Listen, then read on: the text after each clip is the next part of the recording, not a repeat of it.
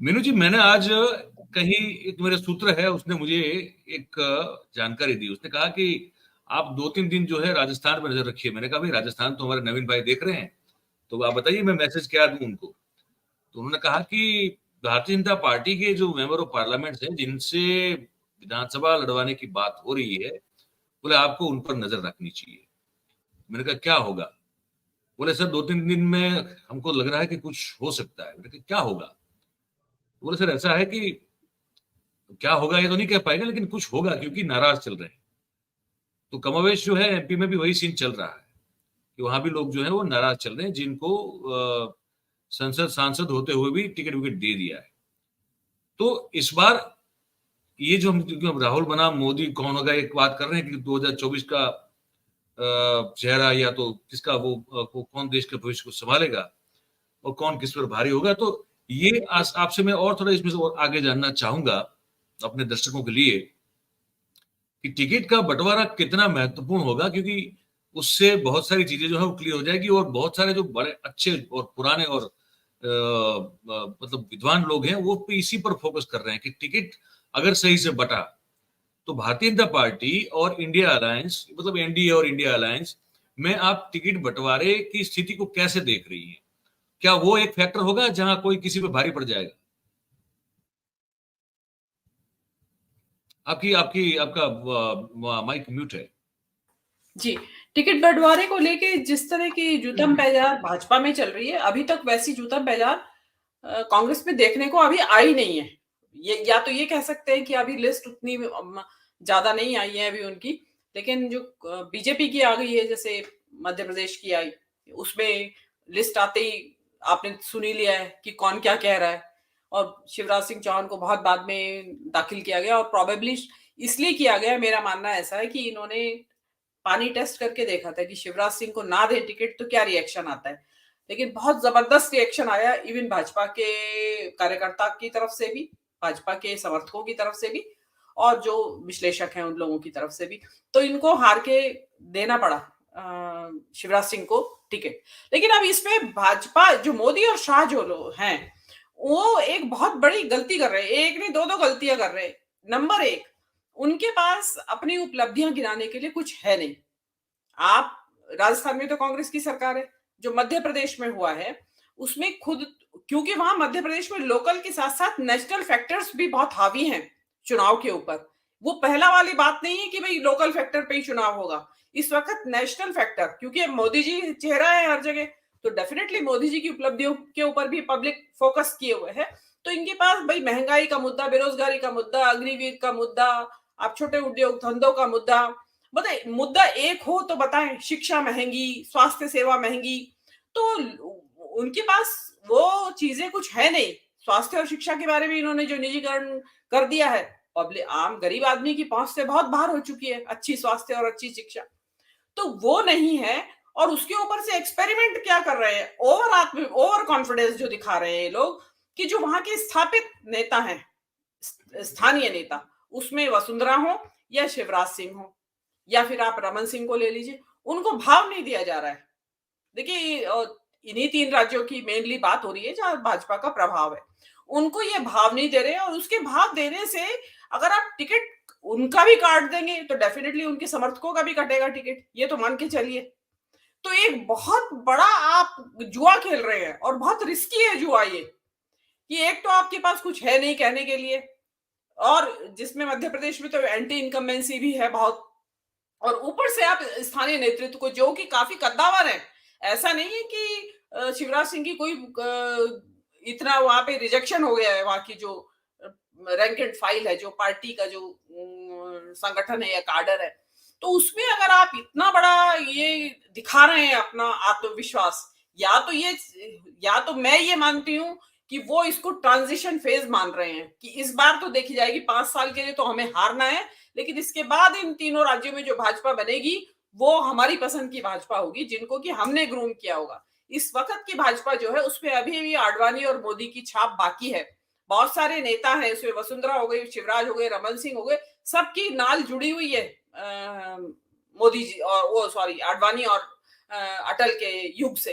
तो ये चाहते हैं कि इन सब का सफाया एक 5 साल का टर्म और दे दिया जाए, उसके बाद हमारे मन की भाजपा, उसमें जैसे आपके जो इनके पसंदीदा है तेजस्वी सूर्या टाइप नेता, जो कि इनके खुद के लगाई हुई पौध है, तो इनकी अपनी नर्सरी तैयार हो रही है, ये 5 साल बाद उस नर्सरी को रोपेंगे, तैयारी करेंगे। अब लेकिन इसमें कितने सफल होंगे कि पता चला इस चक्कर में 2024 भी चला गया हाथ से, और भाजपा जो है बहुत भारी शिकस्त का सामना करना पड़ा। तो उसमें मोदी जी कहाँ होंगे उस सिनेरियो में, या इनकी चल पाएगी आगे या नहीं चल पाएगी, ये एक देखने वाली बात होगी। बड़ा मुश्किल काम है। और मैं तो अभी एक न्यूज देख रही थी कहीं पे खबर कि राजस्थान में भाजपा के का प्रदर्शन हुआ है नाराज लोगों का, जिनको टिकट नहीं मिला है। एग्जैक्टली मेरी लोकेशन नहीं देखी मैंने, उस पर कहाँ की लोकेशन है वो। तो अगर भाजपा में इस तरह के प्रदर्शन हो रहे हैं टिकट ना मिलने से नाराज लोगों की, जो कि अभी दिनेश कुंवर साहब बता रहे थे, सबसे पहले तो हिमाचल में ही हुआ था, बागी हुआ कोई भाजपा का आदमी। तो अगर वो तो केवल एक ही था, यहाँ तो सड़क के ऊपर प्रदर्शन हो रहा है झंडे लेके। तो जिसमें कि मोदी जी का डंडा चलता हो और हर किसी को डर है।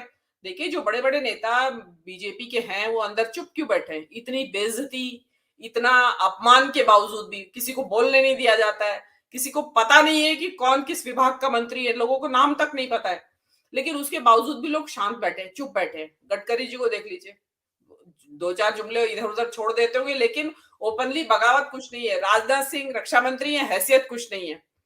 तो उसके बावजूद भी अगर चुप बैठे, लेकिन एक आम आदमी अगर सड़क के ऊपर उतर के विरोध कर रहा है, तो देखिए वोट खाली राजनाथ सिंह का तो एक ही वोट होगा, लेकिन जो सड़क के ऊपर जो उतरा हुआ आदमी है उसका वोट है, उसके साथ इसका तो वो पब्लिक का प्रतिनिधित्व कर रहा है वो। तो आप हवा का रुख पहचानिए। अब या तो ये पहचान नहीं पा रहे हैं या जानबूझ के पहचानना नहीं चाह रहे हैं, ये देखने वाली बात है। और मेरा मानना है कि वसुंधरा को तो शायद आउट कर ही दिया गया है वहां से, और वो मुझे ऐसा लगता है कि छत्तीसगढ़, राजस्थान और मध्य प्रदेश तीनों हारने की तैयारी, अगर हारे ये तो इनको लगता है कि अगर चला भी जाए तो भी हम लोग जाने देंगे, हमारा एक्सपेरिमेंट सफल होना चाहिए ये पुरानी भाजपा उखाड़ने का। जी मयूर जी। जी मीनू जी, तो ये हम ये कहते हैं कि आपकी टिप्पणी के बाद जो है हम वो जैसे कौन बनेगा करोड़पति में होता है, वैसे हम भी बोल देंगे कि समय समाप्ति की घोषणा हो जाएगी। आप पहले अपनी बात बता दीजिए। जी देखिए, मेरा ये कहना है कि मोदी जी जो हैं उनके पास अब सपना नहीं है कुछ दिखाने के लिए।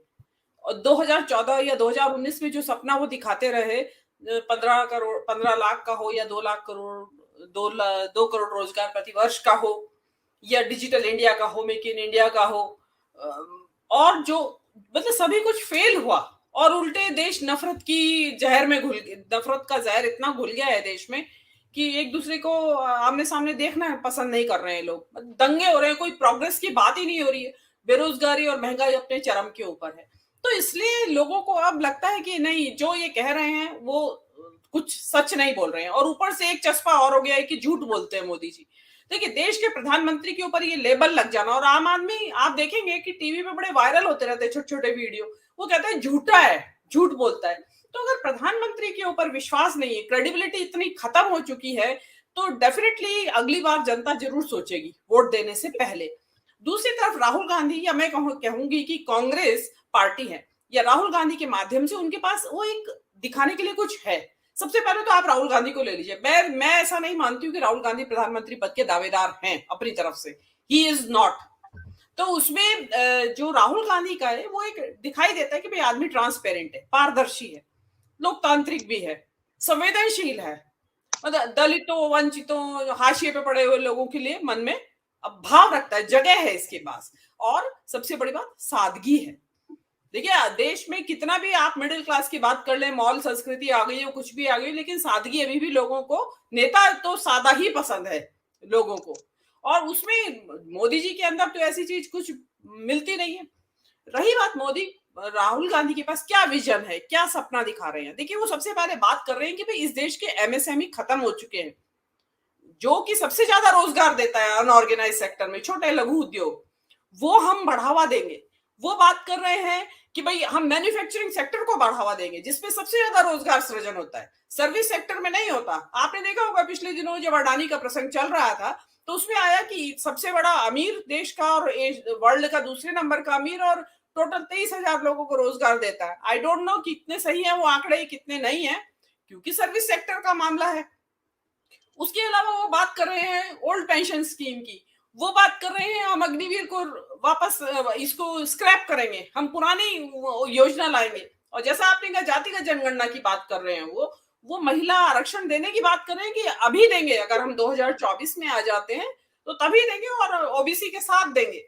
तो ये चीजें, और दूसरी सबसे बड़ी बात, जो संघवाद को जो सबसे ज्यादा खतरा पैदा हो गया है कि आप देख ही रहे हैं हर एक राज्य के ऊपर आक्रमण है, राज्यपालों के जरिए, सीबीआई, ईडी, आईटी, हर राज्य का मुख्यमंत्री खतरे में है गैर भाजपा शासित प्रदेश में। तो उसके बारे में भी जो भारत जोड़ो यात्रा के दौरान तो राहुल गांधी लगातार बात करते रहे। तो अब वो उसमें देखिए राहुल गांधी एक ऑपोजिट पिक्चर पेश कर रहे हैं मोदी के सामने। जो अभी सबने बताया 4 जोड़ी कपड़े और 3 जोड़ी कपड़े, उसमें वो एक टी शर्ट में या एक कभी पैंट कमीज बदल लेता है वो, या फिर वो कुर्ता पजामा पहन लेता है। बल्कि लोग तो ये कहते हैं यार इसके पास एक सफेद ही कमीज है क्या, ये और नहीं कि इसके पास कपड़े। तो लोगों को मतलब वो उनको अच्छा लगता है लोगों को कि यार ये इतना सादा है कि कपड़े भी कम रखता है। मतलब आपने टीम टाम शो ऑफ पे इसका दिमाग नहीं है। तो अगर जो ये ऑपोजिट पिक्चर जो राहुल गांधी उनके सामने पेश कर रहे हैं, नफरत के सामने मोहब्बत की बात वो पेश कर रहे हैं, भाईचारे की बात पेश कर रहे हैं, तो वो जनता को अट्रैक्ट कर रहा है ये नैरेटिव।